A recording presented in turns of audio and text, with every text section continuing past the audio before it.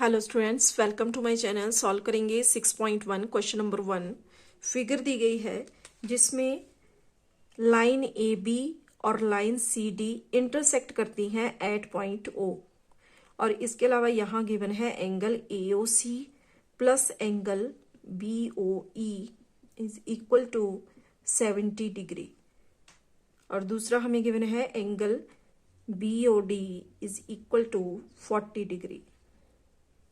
Find करना है angle B O E और दूसरा reflex angle of C O E.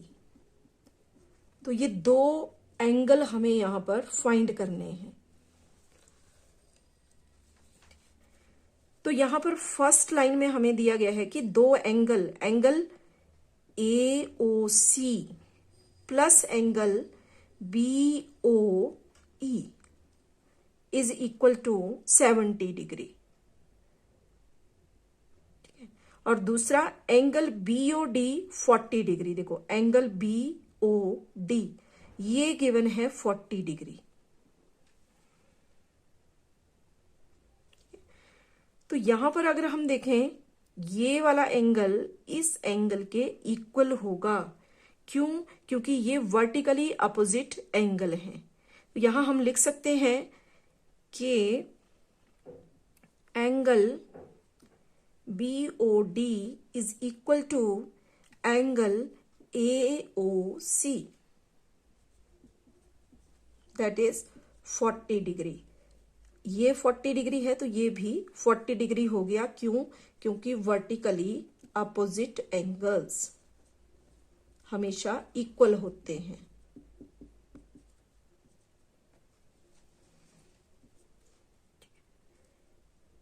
तो अगर यहां पर एंगल एओसी भी 40 डिग्री है तो इसको अगर हम इक्वेशन 1 बोलें तो from 1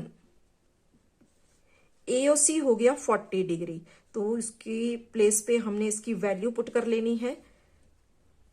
40 degree plus angle B O E is equal to 70 degree. तो यहां से हमें बी ओ ई की वैल्यू मिल जाएगी 70 डिग्री माइनस 40 डिग्री, ये हो जाएगा 30 डिग्री। तो हमारे फर्स्ट एंगल का सॉल्यूशन हमें मिल गया कि एंगल बी ओ ई जो है वो होगा 30 डिग्री। अब हमें सेकंड में फाइंड करना है reflex angle of C O ई। क्या ये वाला आ गया हमारा बी ओ ई 30 डिग्री। अब हमें फाइंड करना है सी ओ ई, ये वाला एंगल। ठीक है, तो इसके लिए देखो ए बी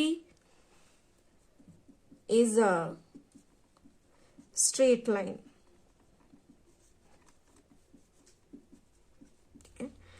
ए बी एक स्ट्रेट लाइन है और इसके ऊपर angles on straight line are called linear pair. जो स्ट्रेट लाइन पे एंगल होते हैं वो लीनियर पेयर बनाते हैं और उनका सम होता है 180 डिग्री। तो यहां पर ए बी के ऊपर ये जो तीन एंगल हैं इन तीनों का सम होगा 180 डिग्री। तो हम लिख सकते हैं कि angle A O C plus angle C O E plus angle E O B is equal to 180 degree. और रीजन में हम लिख सकते हैं लीनियर पेयर या फिर एंगल्स ऑन स्ट्रेट लाइन जिनका सम 180 डिग्री होता है। तो इसमें हमारे पास ए ओ सी की वैल्यू है 40 डिग्री प्लस ई ओ बी, या फिर हम बोल सकते हैं बी ओ ई जो हमने शुरू में यहां पर निकाला। तो इसको हम ई ओ बी भी लिख सकते हैं या फिर हम लिख लेंगे बी ओ ई। तो बी ओ ई की वैल्यू भी हमारे पास आ गई है 30 डिग्री, और यहां से हमने फाइंड कर लेनी है angle C O E is equal to 180 degree. ठीक है, यहां पर पहले हम COE फाइंड करेंगे, फिर उसका रिफ्लेक्स फाइंड करेंगे। तो यहां पर angle COE is equal to 180 degree और 40 + 30 हुआ 70, और इस तरफ आके हो जाएगा ये माइनस का, तो इक्वल हो गया ये 110 डिग्री। ठीक है, तो COE ये वाला एंगल अब यहां पर हो चुका है 110 डिग्री।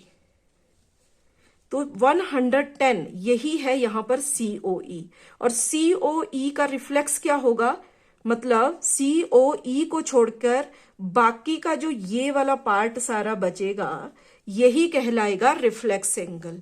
110 वाले एंगल को छोड़ के बाकी जो बचा ये होगा रिफ्लेक्स ऑफ 110। ठीक है, और हम जानते हैं कि सर्कल में जो कंप्लीट सर्कल होता है, जैसे ये है यहां पर स्ट्रेट लाइन, और इस स्ट्रेट लाइन पर जो ये कंप्लीट एंगल बनेगा कंप्लीट सर्कल, वो होता है 360 डिग्री के इक्वल। तो रिफ्लेक्स ऑफ COE हमें फाइंड करना है, तो यहां पर हम कर लेंगे 360 माइनस 110 डिग्री, तो ये रह जाएगा 250 डिग्री, और यही हो जाएगा यहां पर हमारा आंसर।